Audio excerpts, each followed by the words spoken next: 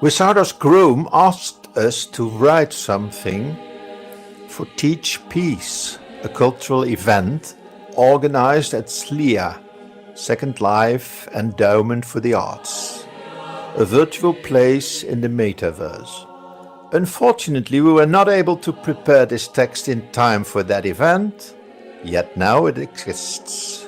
For several years we tried to write a novel titled My Apocalypse, but we could only accumulate pages and pages of notes without any internal coherence. A small part of that material found its place in this text, which is halfway between a short story and an essay. Writing this text helped us to better understand some substantial aspects of today's world. We hope you too enjoy it and that it will help you to reflect upon these things. This English translation was possible with the help of some friends, and especially Edera and Edmund Broek. Special thanks to them.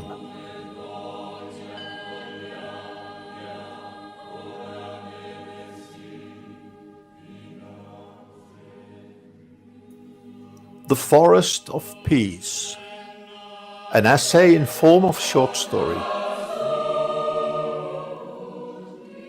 The concept of progress is a protective mechanism that defends us from the terrors of the future. Frank Herbert in June. We are never alone. Seneca, Questiones Naturalis. Jesus answered, if you want to be perfect, go, sell your possessions and give to the poor, and you will have treasures in heaven.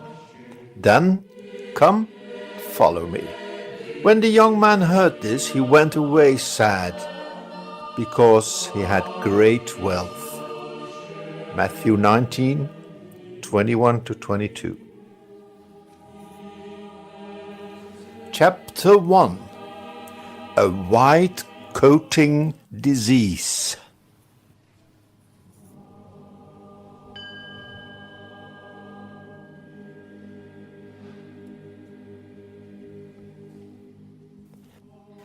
It was still big, green, imposing, majestic. She had seen the great oak so many times, especially in the years before, when she drove her children to school in a nearby town every Saturday, or when she drove back to bring them home a few hours later at the end of the worked week. The oak tree dominated that piece of the landscape, even though its roots must have been damaged by the plow while it was working in the field close to the tree. People were too busy to work in the field to take care of the oak. Furthermore, they thought the tree was unchangeable, eternal, and indestructible. The oak was still there in the countryside, near a little road that wound its way through the fields, connecting small ancient villages. The road was covered in white gravel and black tarmac, following the edges of the fields as if to pay homage to the hard work of the farmers. Standing tall in the middle of the field, it was a symbol of something that endures despite everything, a testament to the strength of its hard wood. She, the oak, was tough, strong, and resilient. But there was more to it. Actually, even in early summer, as you got closer, you could clearly see the white disease spreading through almost all the leaves.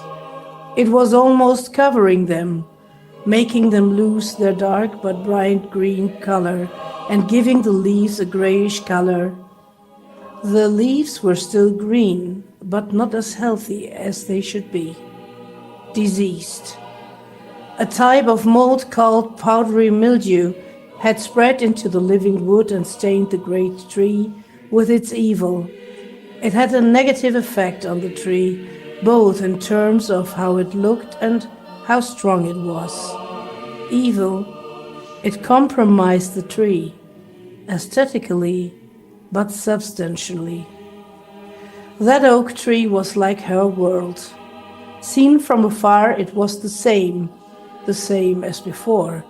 It was the same world. Looked at more closely, it was paler every day, insipid. Grey with little color, dirty as if dusty, ill unto death, ill of dying.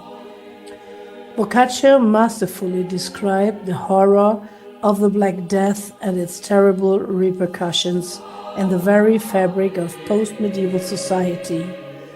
At the dawn of the Age of Money, when the solid certainties conveyed by the whole monks were fading away, others, more or less inspired by this atrocious reality, had derived disturbing novels and stories from it. She thought, for example, of Poe and his red mask and the horrible deathly contagion he described. But this time everything was quite different. The new pandemic came from the East, from China, like almost every epidemic in living memory that had finally reached Europe with its load of fear, of insecurity, of terror, of death.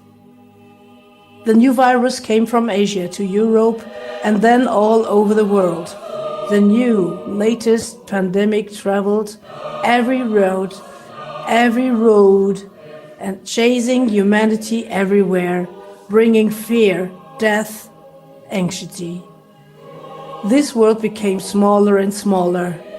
Vehicles, ships, aeroplanes, and finally the powerful worldwide global network of relationships made possible by the media and the magnificent World Wide Web had united the whole earth in a single, unprecedented context.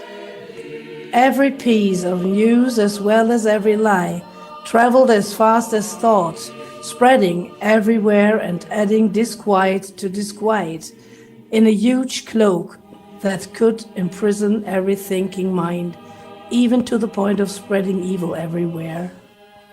Thus, alongside the pandemic, a further grayness, a new and wide grief had taken over the world, like a rush of despair that caged everything and everyone, each man and each woman. No ideology, no culture, no religion seemed able to generate any antidote. A white pain, never really overt and evident, a whitish mold, had infiltrated the living tissue of all humanity, riding side by side with that strange and unprecedented lung-killing virus. A white pain, impalpable and difficult to define, amplified the deadly effects of the pandemic immeasurably, while taking advantage almost without resistance of a baby already desperate humanity, desperate that is hopeless. Not the concrete and material terror of the Black Plague, not the romance of the Red Death, but something all-embracing and soft was destroying men and women from within. No purulent source on the bodies.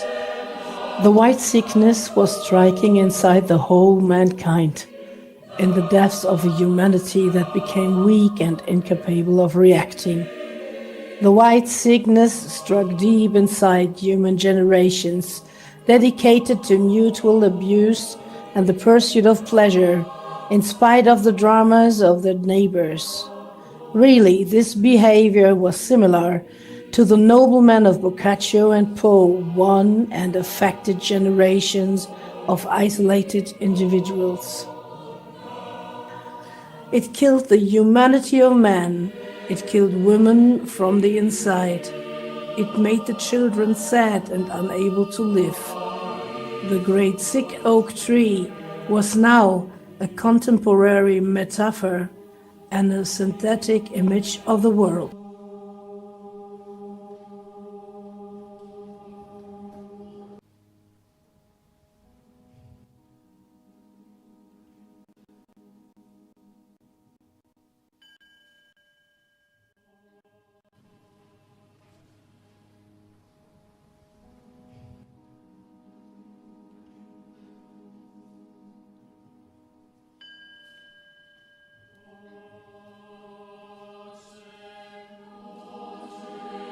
Chapter 2, The Desperation.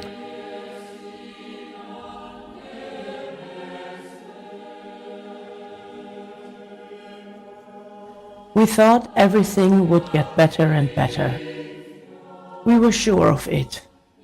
Technology was meeting unimaginable goals, which almost every day went beyond expectations and fantasies.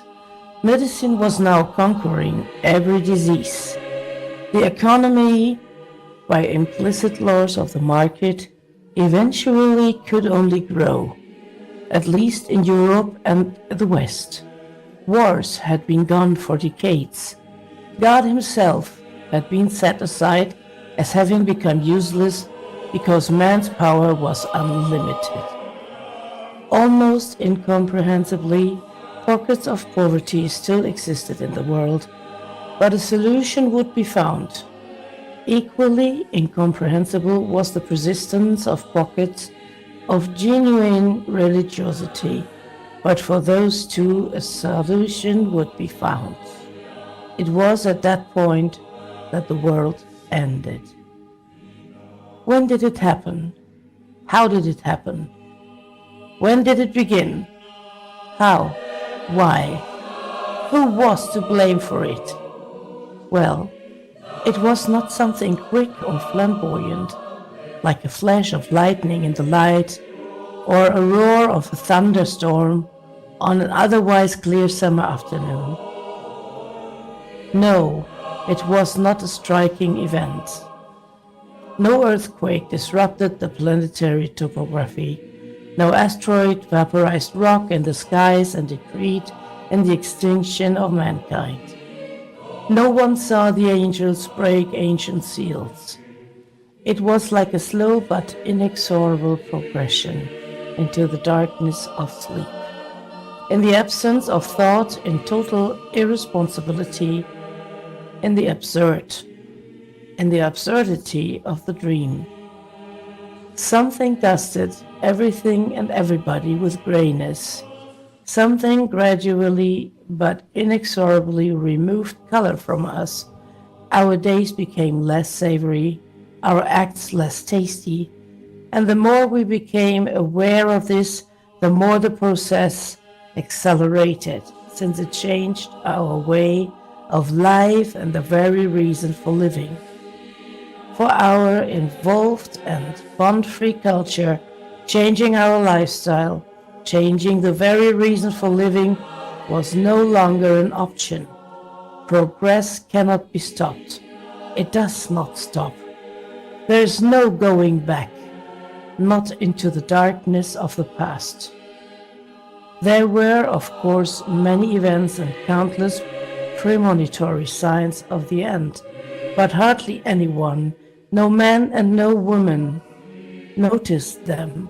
Almost none of us noticed them. It was simply that we, the people, all the people, almost all the people, or almost all the people, no longer had the will to live.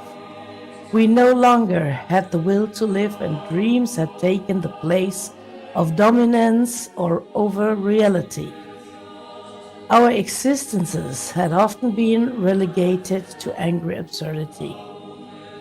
Of course, the situation was more complicated. We lived in the so-called Western civilizations, where people thought to be the elites of the entire world.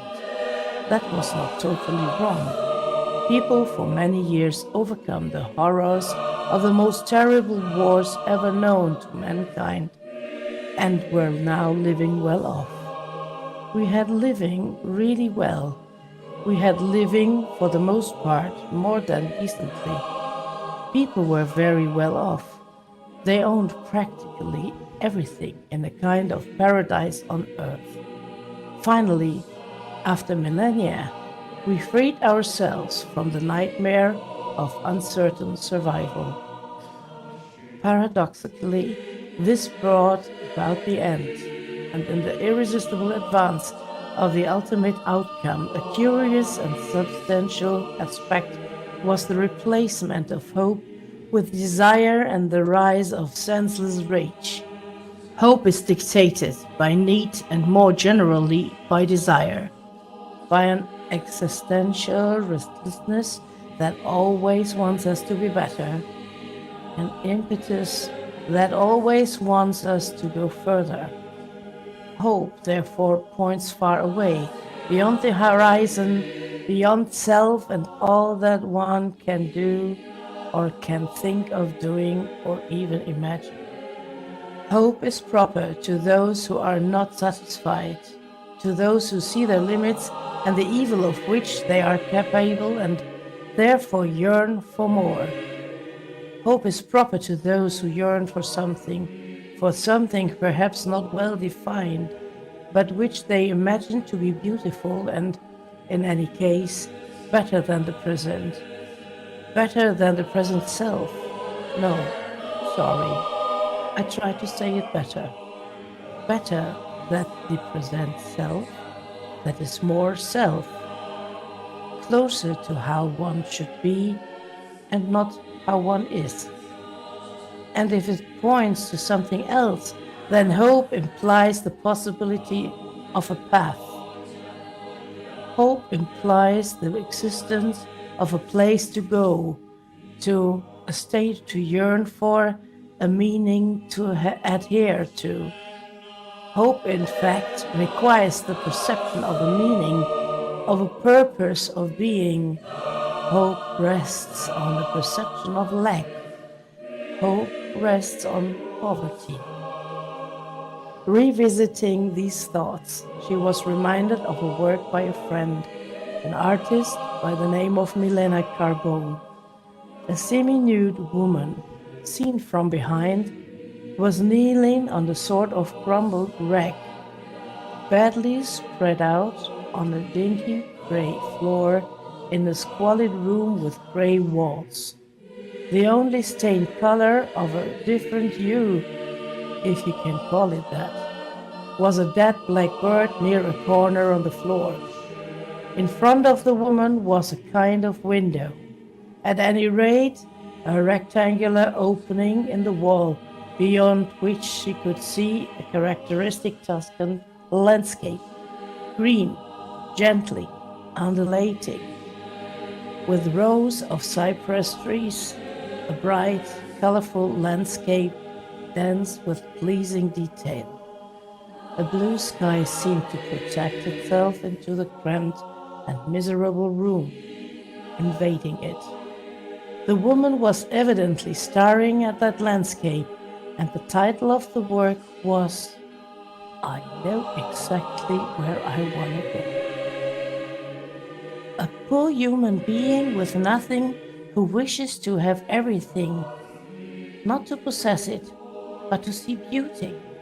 Your work has a violence all its own. It draws you in, takes you into the intimacy of that girl. Milena clarified.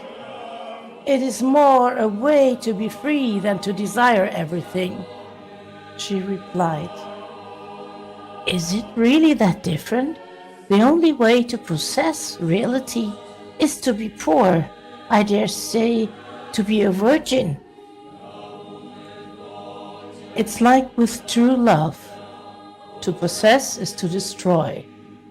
But to truly possess and enjoy, you have to give, not just receive.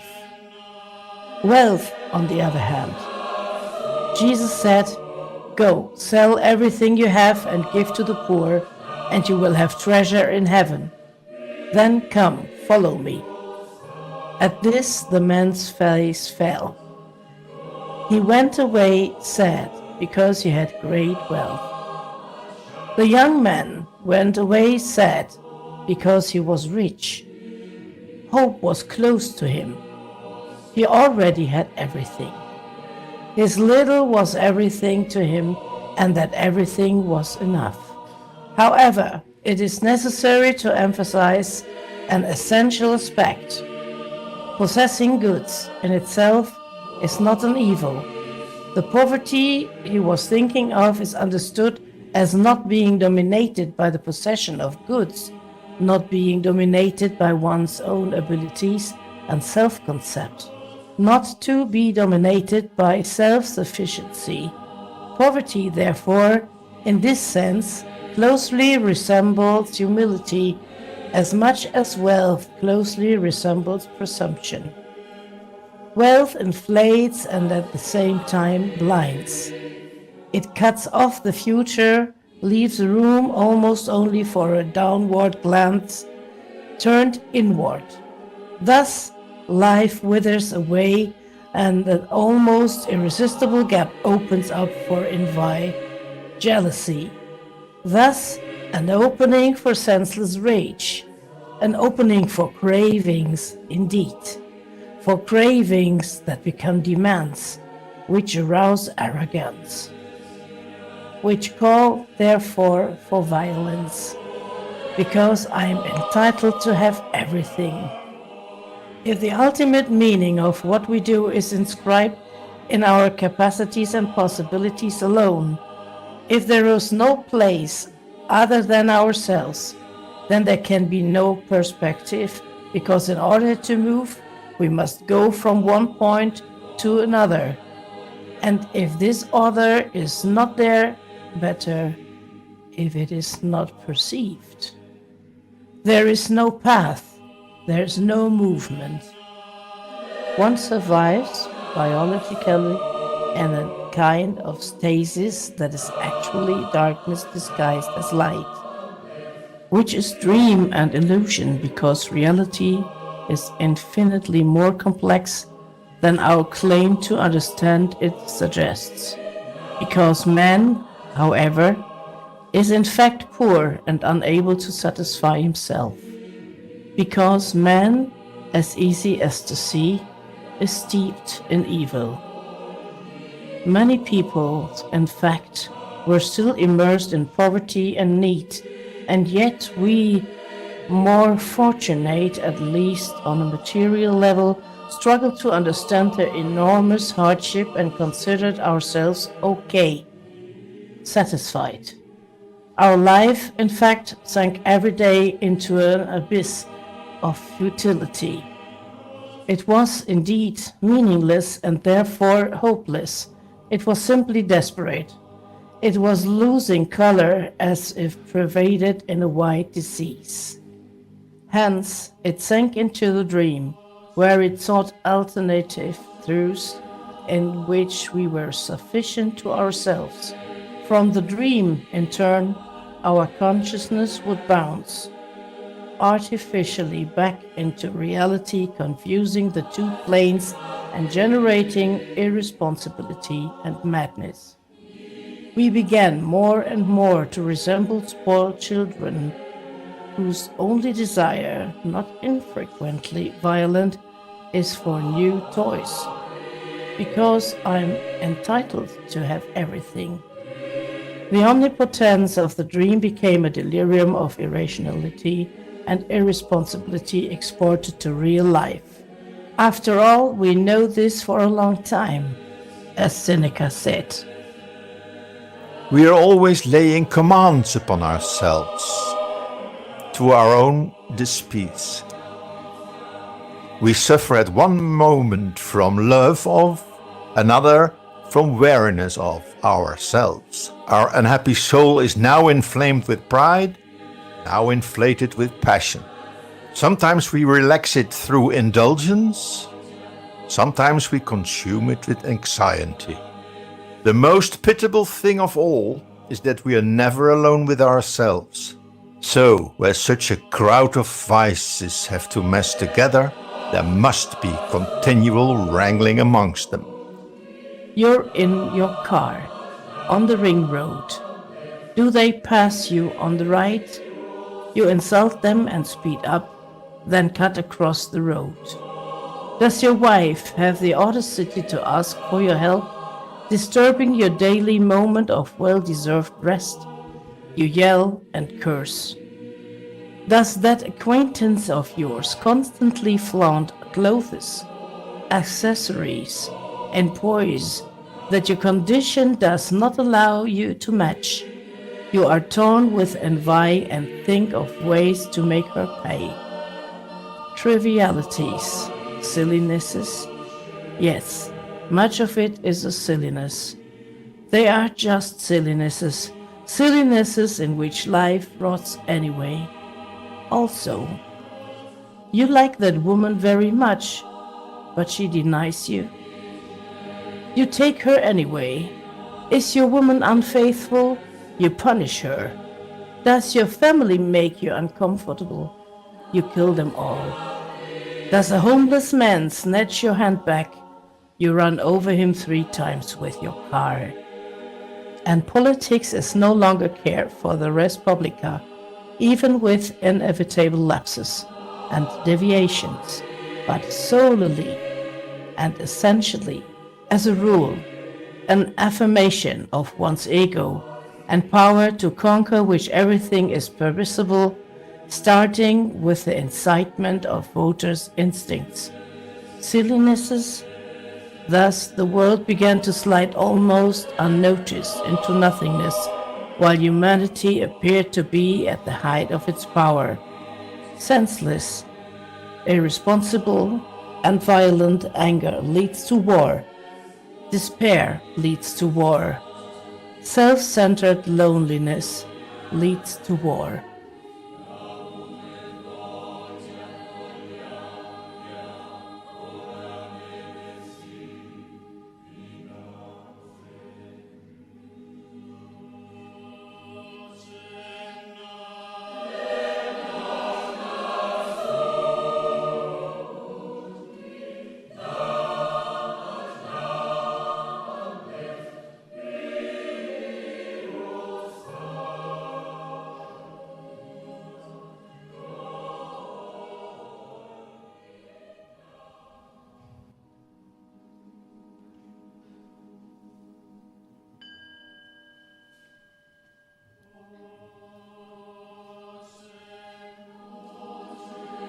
Chapter 3, The Forest.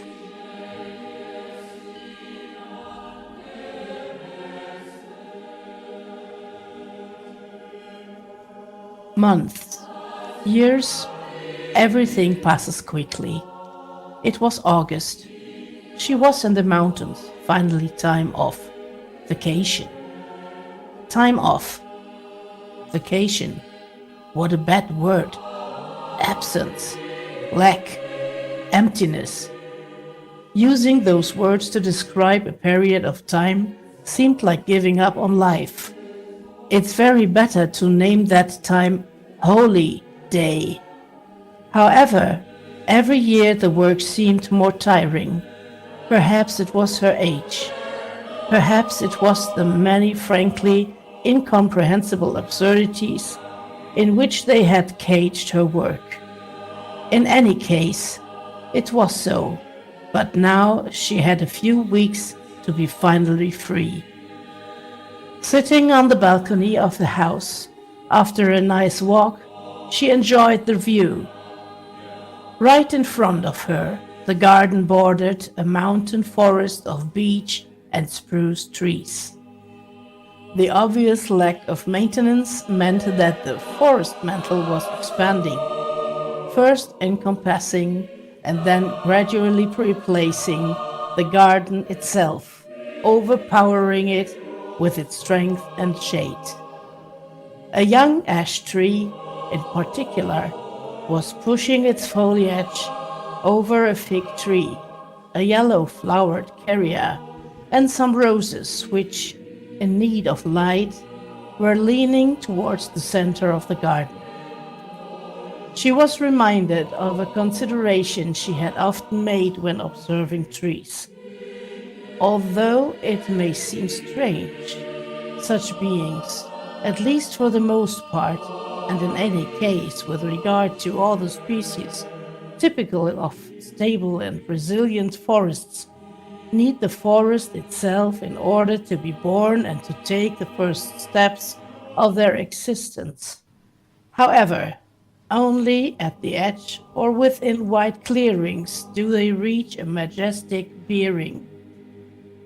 A well-built, balanced and expanded crown, with even very low branches. Inside the forest, in fact, each individual suffers competition from its neighbors and its growth is affected. The trees in the forest also shade each other. It would seem that the proximity of one's peers hinders the full and complete affirmation of single individuals. One would say that the proximity of one's fellow beings hinders the full and complete affirmation of individuals. She thought how apt it was to transfer this observation to humanity, because we too are like that. We demand our space so that solitude seems to increase our greatness, our power, our freedom, ultimately, and our full realization. Only thus does our power fully and proudly blossom. Only thus can we grow harmonious and complete, expanding our every branch into the light. Raising her gaze only slightly, however, she could see the entire mountain slope almost completely covered by the stable major forest. Thus, a second and more complete consideration forced itself upon her. In reality, the forest alone shapes the landscape and even significantly influences the climate of the region. A tree, however imposing, beautiful, and majestic, is just a tree. The forest is a complex habitat, the source of incomparably greater biodiversity. Moreover, an isolated tree becomes an easy target for wind, hail, and storms, to the point of being damaged, demolished, and uprooted. So, no individual trees, not single individuals, build landscape and history. This role belongs only to communities, to forests. She thought back to the big, sick oak tree. She thought back to the white disease. Above the dark, cool beech forest, whose peace she was observing, a darker blanket of spruces covered the mountain, and she noticed that within it there were patches of brown dryness. The auger beetles were killing the trees. Like the powdery mildew, the auger beetles entered the wood where the wood is alive, just under the bark, and were killing, expanding.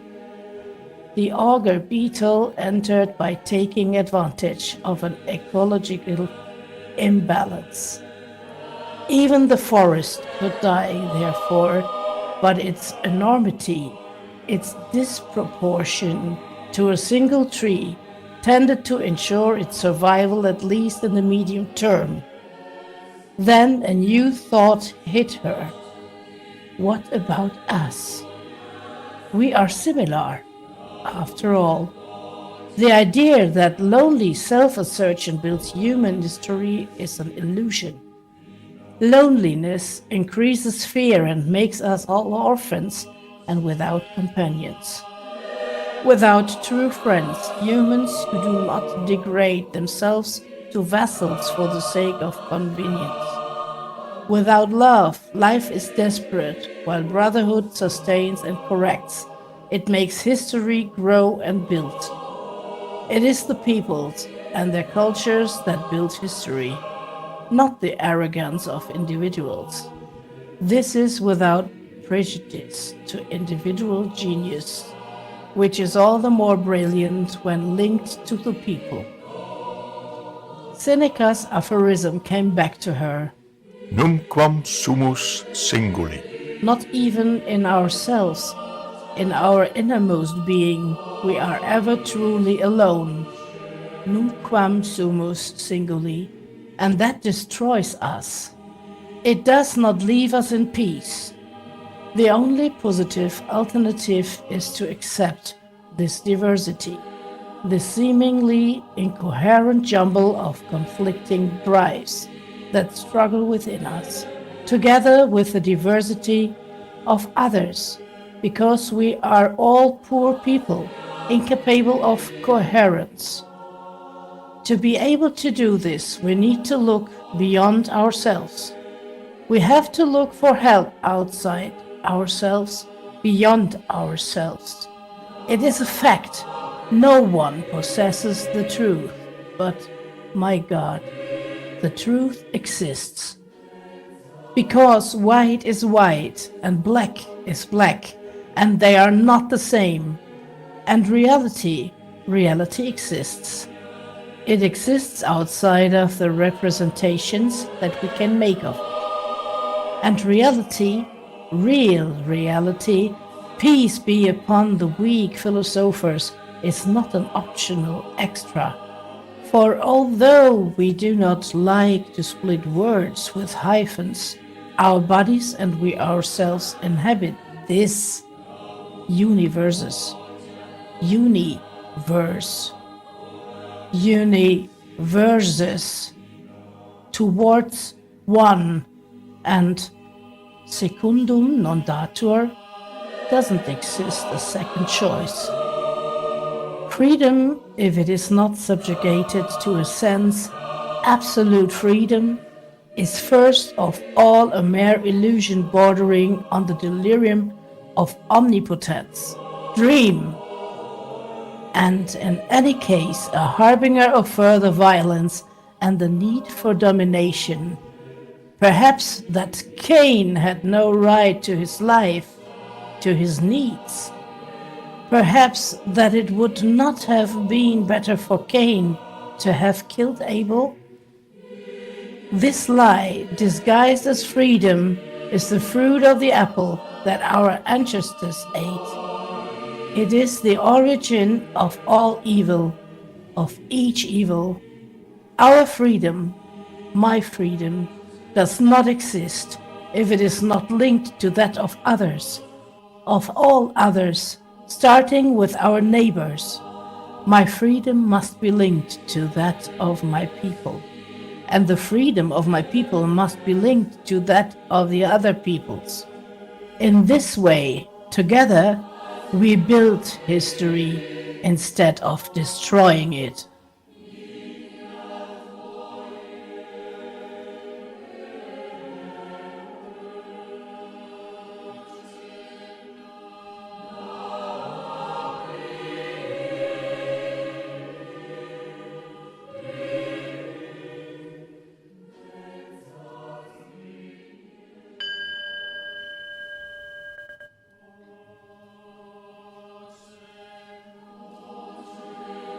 Chapter 4: The Freedom of Love.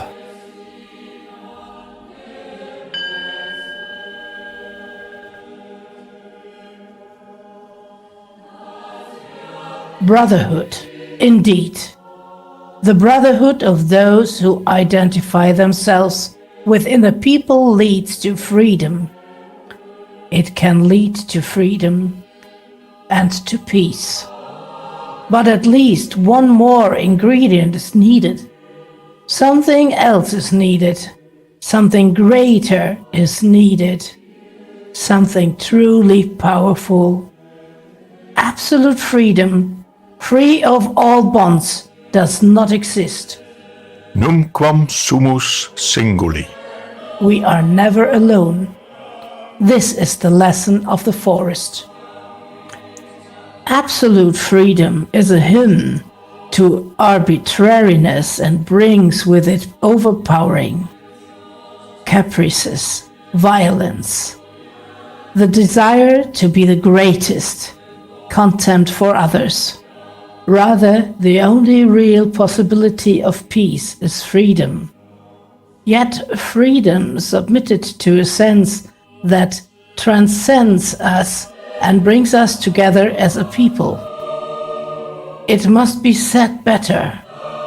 Love. We have to talk about love. About love. It is a common experience, and she knew it very well. When in the first part of her life she really met someone, then she saw him, she became aware of him and knew him. She got to know him and fell in love with him immediately. She wanted to get married. She wanted to get married, and she got married to make definitive what was, when you think about it, a bond. Just a bond. Perhaps was she freer before? Not at all. She was in the trap of her own incoherence and found herself weak, helpless, incapable, useless. She was caught in the trap that made her wish for death. Then, after that meeting, after that autumn day in that garden, everything changed. She herself had changed. She had changed. She had changed forever. Because within love, everything acquires depth, reason. Everything, but everything, really everything, became rich in meaning. Yes, her life. Her life and even the whole world. All things and all history and all lives took shape.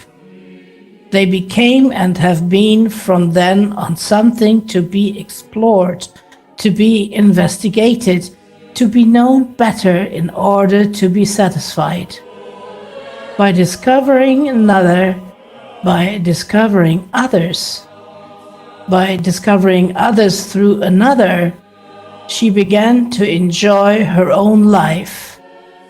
It was only in love, it was only within love that she became truly free. Free from the suffocating fear of others' judgment, of her own smallness, and above all, free from her own judgment of herself, from her own worthlessness and smallness. She was free from Seneca's malediction, free from the curse that Seneca discovered and described, because he who does not know how to stretch the bow of desire beyond his own horizon is cursed, as Nietzsche put it so well. Her beloved loved her. He cared for her. He appreciated her. He wanted her. So she began to love herself. Her life was valuable to him. So she herself began to see that value. Thus she realized that her life was worth something. Her life was valuable. She looked at herself through his eyes and saw herself for who she was. Poor, miserable, human, yet important, priceless.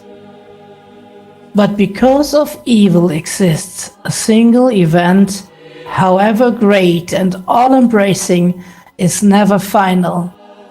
Rather, it is final because respecting the objectivity of existential well-being demands fidelity and demands everything.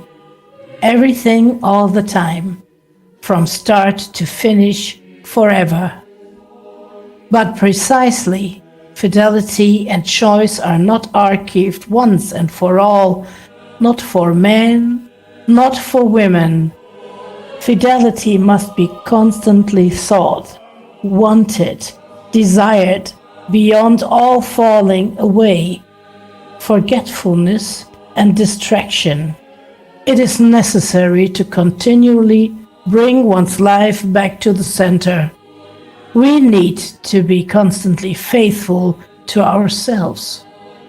It is necessary to decide, or at least to be stretched to decide in every moment given up to us, to belong to the one who has been experienced as our love.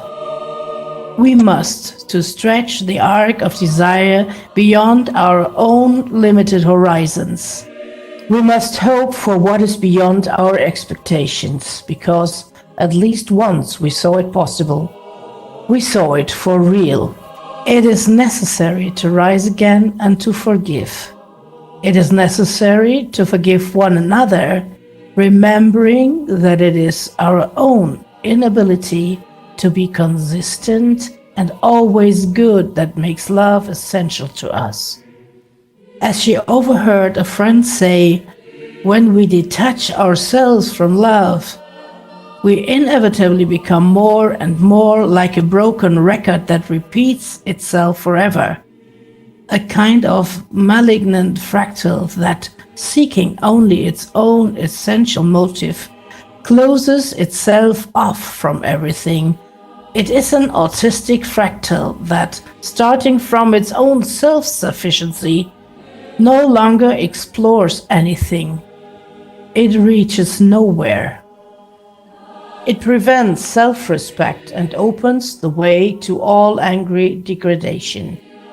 To love the one who loved her led her to rediscover love. It took them beyond their own narrow horizons to the point of realizing that beyond the self there is good, and the universe,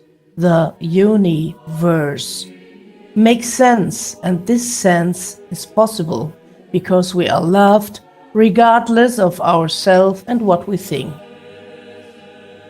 Obviously, she was not alluding to the love of romance novels or the hateful, vulgar, and degrading love of certain erotic stories. She was thinking of love, that love which Christians call charity, a virtue. She was thinking about that absurd love that makes you say something unheard of, love your neighbor as yourself. But why should one love like that? How could one love like that? Why and how should one love in this way, except by imitating an even greater love, his love?